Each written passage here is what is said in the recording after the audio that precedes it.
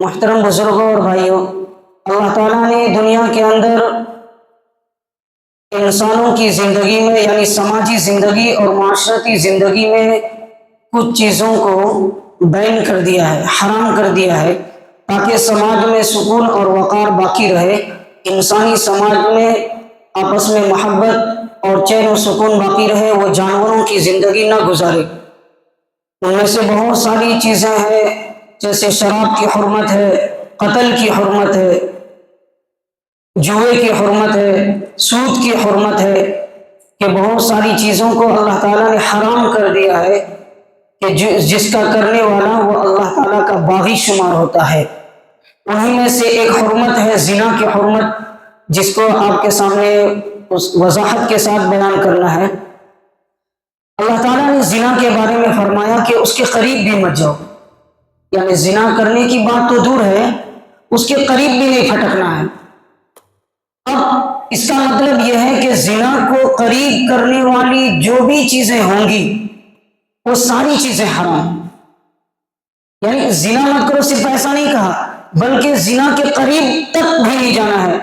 زنا کو قریب کرنے والی جو بھی بے حیائی کی چیزیں ہیں وہ بھی حرام، جیسے بدنظری، گانا سننا، ڈانس دیکھنا، ناچ گانے، یہ ساری چیزیں جو بھی زنا کے قریب تک پہنچانے والی چیزیں ہیں وہ بھی حرام ہے۔ اب دنیا کے اندر کیا ہے کہ کسی چیز کو جب بین کیا جاتا ہے تو اس کو قریب کرنے والی چیزوں کو نہیں بین کیا جاتا ہے، صرف وہی حرام ہوتا ہے۔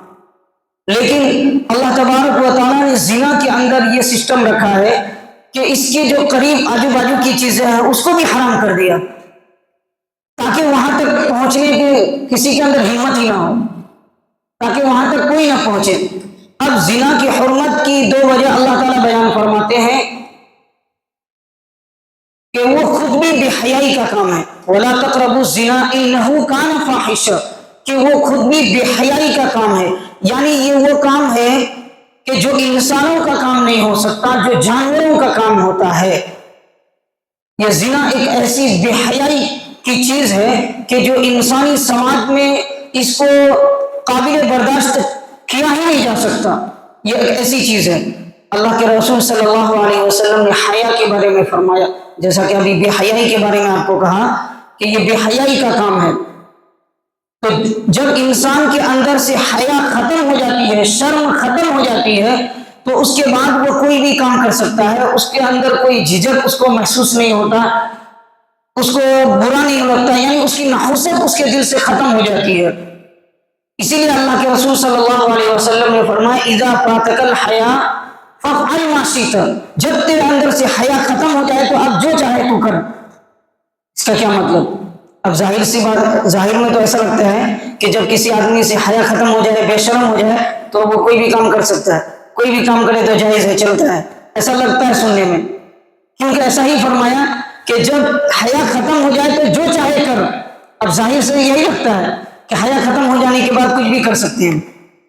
اس کا صحیح مطلب یہ ہے کہ حیا ختم ہو جانے کے بعد انسان کچھ بھی کرے گا تو اس کے اندر شرم اس کو محسوس نہیں ہوتی ہے، اس کو جھجک محسوس نہیں ہوتی، وہ کچھ بھی کر سکتا ہے، کوئی بھی حد تک جا سکتا ہے۔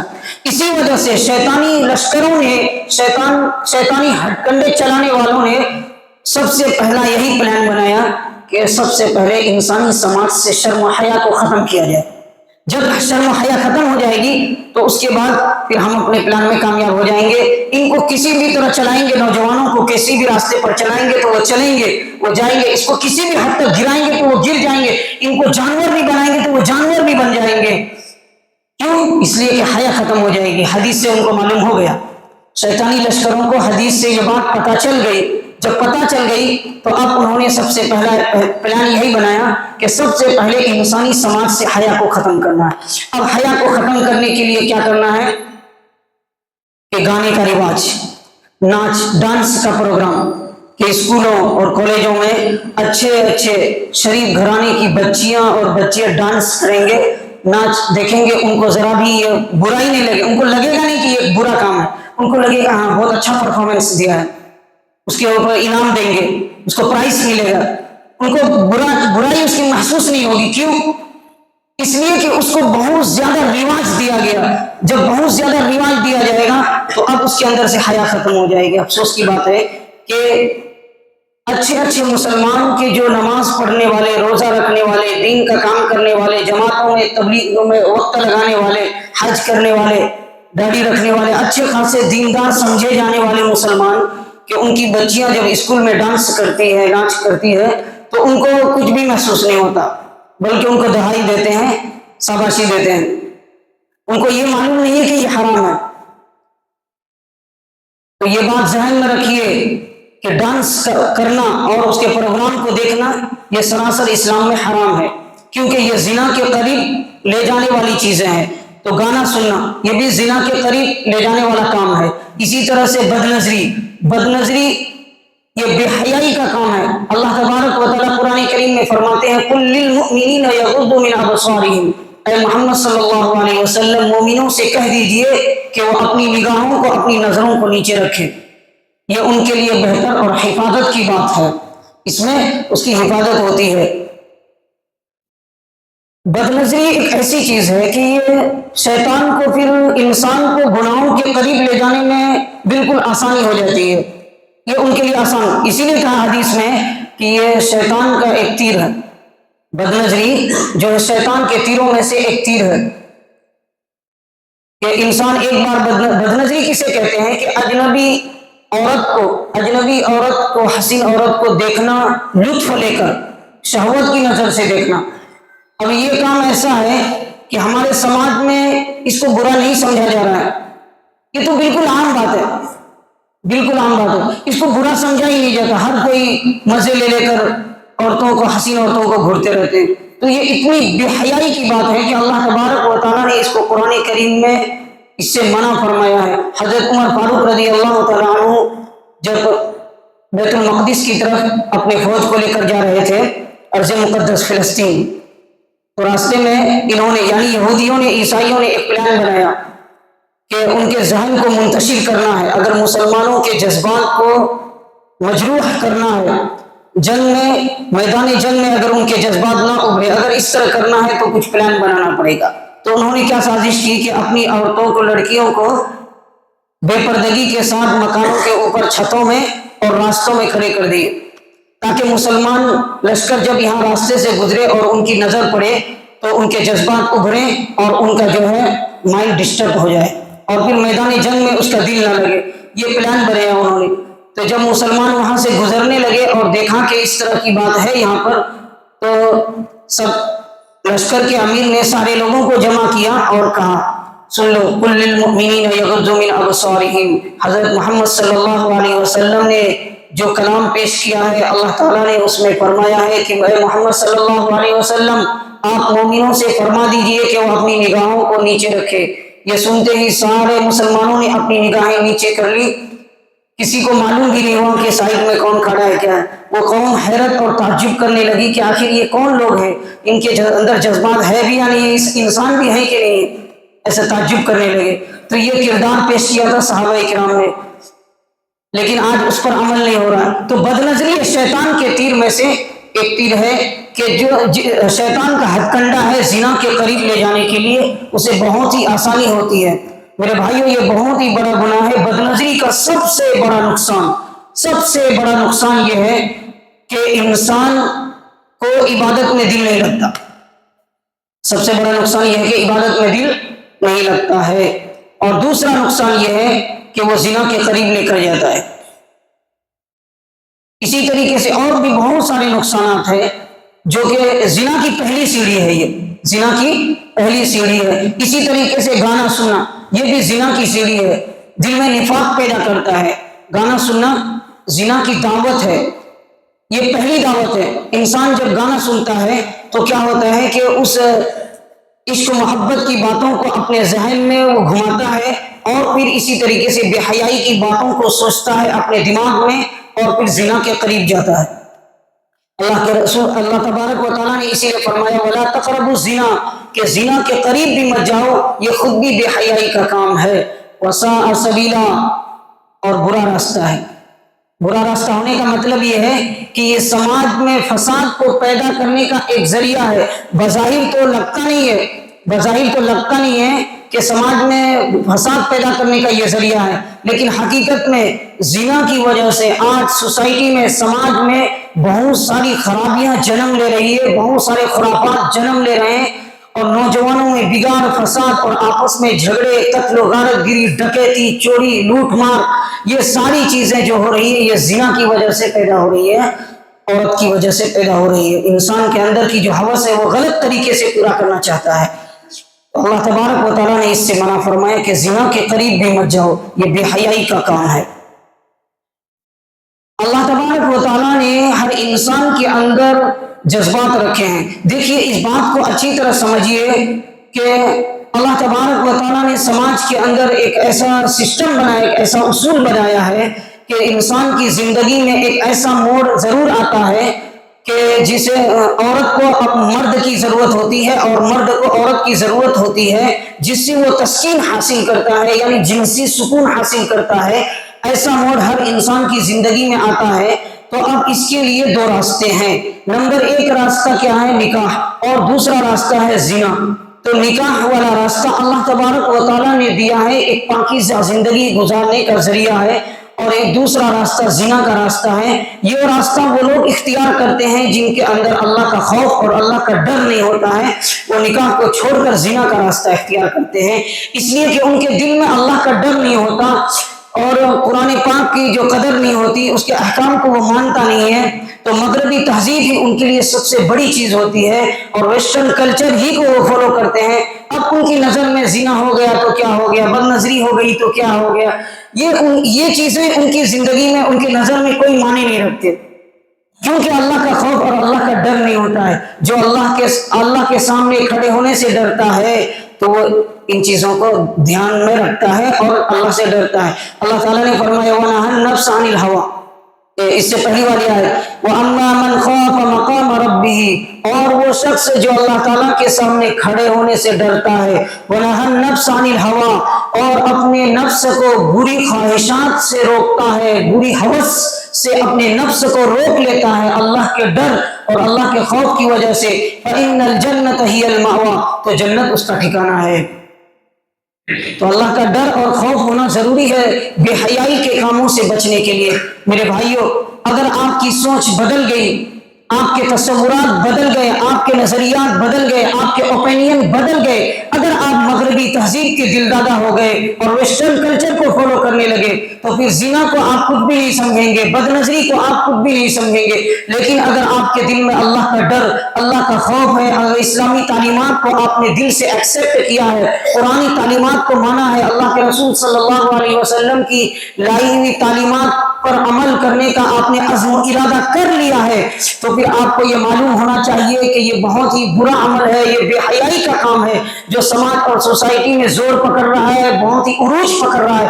اگر اس کو تھامنا، اس کو کم کرنا ہے تو پھر اسلامی سوچ اور اسلامی نظریہ پیدا کرنا پڑے گا، اور وہ کیا ہے؟ وہ نکاح کو آسان بنانا ہے۔ اللہ تبارک و تعالیٰ نے جنسی سکون حاصل کرنے کے لیے یہی ایک راستہ دیا ہے، اسی لیے قرآن کریم میں فرمایا لِتَسْكُنُوا إِلَيْهَا، تم نکاح کرو، شادی کرو تاکہ تم اس کے ساتھ سکون حاصل کرو، جنسی تسکین حاصل کرو اسی کے ساتھ۔ ایک اللہ تعالیٰ فرماتے ہیں وَجَعَلَ بَيْنَكُمْ مَوَدَّةً وَرَحْمَةً، میاں بیوی کے درمیان اللہ تعالیٰ محبت کو قائم فرما دیتے ہیں، رحمت کو قائم فرما دیتے ہیں کہ آٹومیٹک ان کے درمیان محبت ہو جاتی ہے، اور پھر سکون کے ساتھ ان کی زندگی بسر ہوتی ہے، جانوروں کی طرح نہیں کہ جہاں گئے منہ مارے، زنا کے، بے حیائی کا کام کرے، بد نظری کرے۔ یہ سسٹم اسلام میں نہیں ہے، یہ بدلاؤ لانا پڑے گا۔ اگر ہمیں سماج میں اور سوسائٹی میں بدلاؤ لانا ہے تو پھر نکاح کو آسان بنانا پڑے گا۔ اب نکاح کیسے آسان ہوگا؟ اس کے لیے ہمیں 3 کام کرنے ہوں گے۔ نمبر 1، سب سے پہلے اپنی نیت کو درست کرنا۔ نمبر 2، شادی اور بیاہ میں جو رسم اور رواج اور خرافات ہیں اس کو ختم کرنا۔ اور نمبر 3 پر اس کے بعد والی زندگی ازدواجی زندگی ہے، یعنی میاں بیوی والی جو زندگی ہے، اس زندگی میں سنتوں والی زندگی کو اختیار کرنا پڑے گا۔ یہ 3 کام اگر کر لیے تو پھر اللہ تبارک و تعالیٰ نے جو قرآن کریم میں بیان کیا وہ سکون کا، یعنی کہ سکون حاصل ہوتا ہے تو وہ ہمیں حاصل ہو جائے گی۔ لیکن یہ 3 کام میں سے کوئی بھی کام نہیں ہو رہا ہے، تو سب سے پہلی بات یہ ہے کہ ہماری نیت صحیح نہیں ہوتی ہے، نیت ہی صحیح نہیں ہوتی۔ نکاح میں صحیح نیت یہ ہے کہ انسان کو پاکیزہ زندگی گزارنے کی نیت ہو کہ میں اللہ تبارک و تعالیٰ نے جو حرام کیا ہے میں اس حرام کام سے بچوں گا، گناہ سے بچوں گا اور ایک پاک زندگی گزاروں گا، یہ نیت ہونی چاہیے۔ لیکن یہ نیت نہیں ہوتی ہے، نیت کچھ اور ہوتی ہے، یا تو اس کے مال و دولت پر نیت ہوتی ہے، یا تو حسن پر نیت ہوتی ہے، یا تو پھر یہ ہوتا ہے کہ وقتی طور پر خوشی منانے کا رواج ہوتا ہے کہ زندگی میں ایک بار شادی ہوئی بس ہیپی میرڈ لائف بول دیے بس ہو گیا، اس کے بعد ساری خوشیاں ختم، اس کے بعد آپس میں جھگڑے اور دوسری طرف منہ مارنا، دوسری طرف گناہوں میں لگنا، زنا میں لگنا، بد نظری میں لگنا، بے حیائی میں لگنا۔ یہ سارا کیوں ہو رہا ہے؟ اس لیے کہ ہم نے نکاح کو صرف ایک وقتی طور پر خوشی منانے کا دن سمجھ لیا کہ بس ایک دن میں ساری خوشیاں منا لیے ہو گیا۔ ایسا نہیں ہوتا ہے، بلکہ نیت صحیح ہو اور اس کے اندر بیجا رسوم و رواج نہ ہو، اس کو آسان بنانا ہے، سماج کے اندر اس کو آسان بنانا ہے، اس کو مشکل نہیں بنانا ہے۔ اور اللہ تبارک و تعالیٰ نے جو فرمایا، زنا کی حرمت جو بیان فرمائی ہے، اس کے اندر یہ مشکل ہونا چاہیے، یعنی زنا مشکل ہونا چاہیے، نکاح آسان ہونا چاہیے۔ لیکن ہمارے سماج میں، ہمارے سوسائٹی میں یہ چل رہا ہے کہ زنا بالکل آسان ہے، زنا بالکل آسان ہے، کوئی بھی شخص زنا کرنا چاہے تو بالکل آسانی کے ساتھ چھپ چھپا کر سکتا ہے، لیکن اگر نکاح کرنا چاہے، شادی کرنا چاہے تو اس کے لیے بہت سارے مشکلات ہیں، بہت سارے رسومات کو ادا کرنا ہے، بہت ساری قربانیاں دینا ہے، بہت سارے مجاہدے ہیں اور سماج کے لوگوں سے لڑنا پڑے گا۔ ایسے مشکلات جب ہم نے اپنے سامنے لائے تو پھر کیا ہوا کہ نکاح مشکل اور زنا بالکل آسان ہو گیا۔ حالانکہ یہ اسلامی سوچ نہیں ہے، یہ ویسٹرن کلچر کی سوچ ہے، یہ مغربی تہذیب کے پیچھے چلنے والوں کی سوچ ہے، لبرلزم کو پھیلانے والے لبرل لوگوں کی سوچ ہے۔ اب ان کی نظر میں نکاح یہ بالکل ایک بوجھ والا کام ہے، کیا یہ نکاح شادی اس کے پیچھے پڑتے ہیں، انجوائے کرو، لائف میں انجوائے کرو، جنسی تسکین حاصل کرنا ہے تو زنا کرنا ہے، گرل فرینڈ بوائے فرینڈ، اس کلچر کو فروغ دیا گیا اسی لیے کیونکہ نکاح اور شادی اس کے لیے ایک بوجھ والا کام ہے۔ خیر، تو اللہ تبارک و تعالیٰ نے قرآن کریم میں کیا فرمایا؟ وَلَا تَقْرَبُوا الزِّنَا إِنَّهُ كَانَ فَاحِشًا، کہ زنا کے قریب بھی مت پھٹکو، قریب بھی، زنا کرنے کی بات تو دور ہے، کرنے کی بات دور ہے، اس کے قریب بھی نہیں جانا ہے، اس کے قریب کرنے والی جو چیزیں بے حیائی کی چیزیں ہیں، بد نظری کی چیزیں ہیں، اس کے قریب بھی نہیں جانا۔ إِنَّهُ كَانَ فَاحِشًا، وہ خود بھی بے حیائی کا کام ہے، وہ انسانوں کا کام نہیں ہو سکتا، وہ جانوروں کا کام ہے۔ آگے فرمایا وَسَاءَ سَبِيلًا، کہ اس کی وجہ سے سماج میں بہت سارے خرافات اور بگاڑ پیدا ہو رہے ہیں۔ آج زیادہ تر جو سماج میں قتل و غارت گری اور لڑائی جھگڑے چوریاں یہ سب جو ہو رہی ہے سماج کے اندر، یہ ساری چیزیں جو ہے زیادہ تر زنا کی وجہ سے ہو رہی ہے، زیادہ تر۔ تو نوجوانوں کو یہ سمجھانا ہے کہ زنا کو کس طرح سے مشکل بنایا جائے، بے حیائی کے کاموں کو مشکل بنایا جائے، لیکن سماج میں زیادہ تر ہم اسی کو فروغ دے رہے ہیں۔ اسلامی تعلیمات کو ہم نے چھوڑ دیا، اسلامی سوچ اور اسلامی نظریہ کو ہم نے کیا کیا؟ چھوڑ دیا۔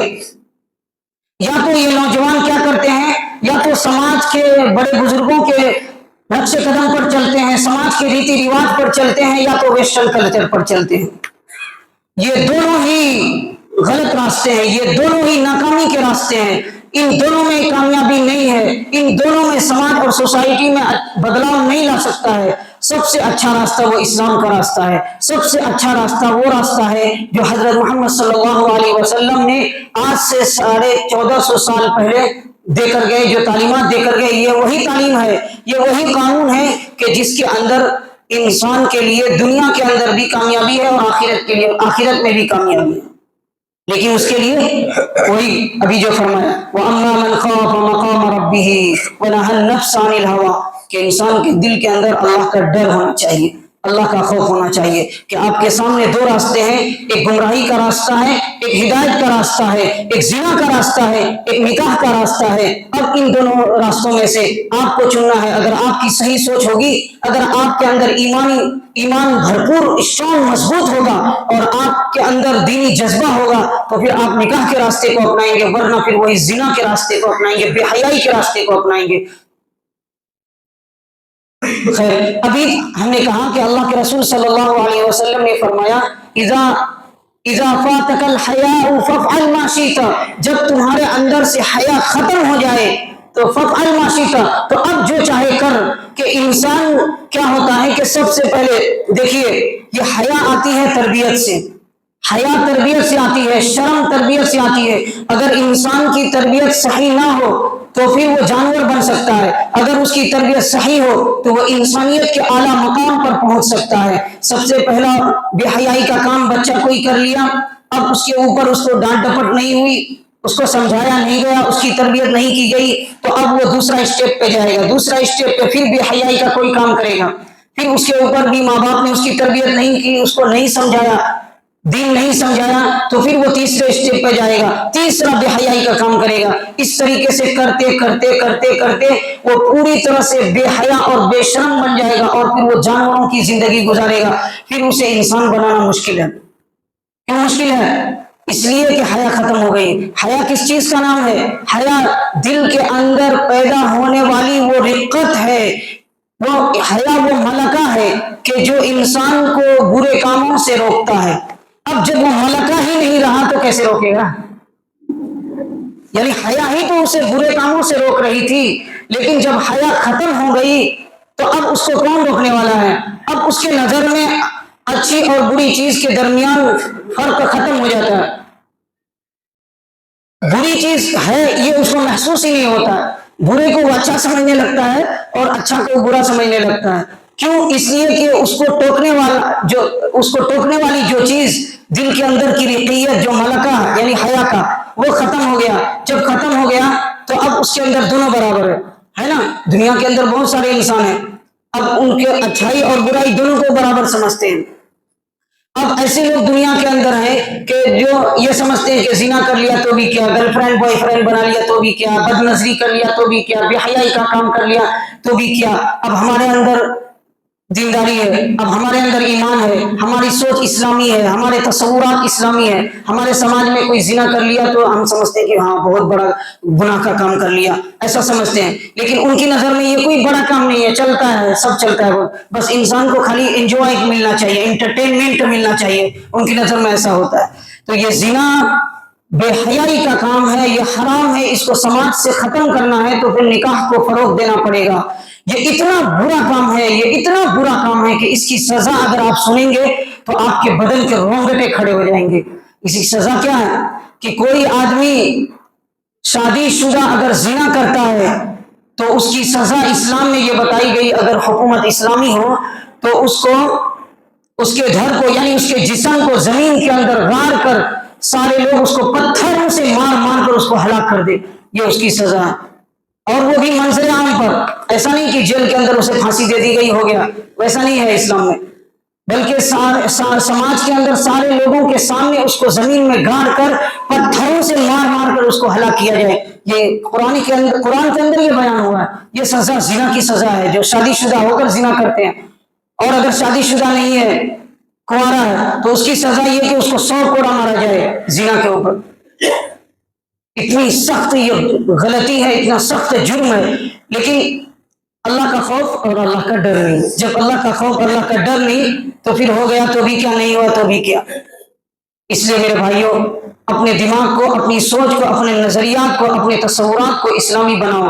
حالات آج یہ ہیں، تصورات آج یہ ہے کہ ہم دیکھتے ہیں کہ ہمارے درمیان ہمارے ایمان والے بھائی، ہمارے دیندار بھائی جو دیکھنے میں نمازی لگتے ہیں، دیکھنے میں دیندار لگتے ہیں، لیکن ان کی سوچ اسلامی نہیں ہوتی، ان کی سوچ، ان کے تصورات، ان کے نظریات، ان کے اوپینین یہ اسلامی نہیں ہوتے ہیں، صرف وقتی طور پر، رسمی طور پر ادا کر لیتے ہیں، یا تو سماج کے لوگوں کے ڈر کی وجہ سے یا فیملی کے ڈر کی وجہ سے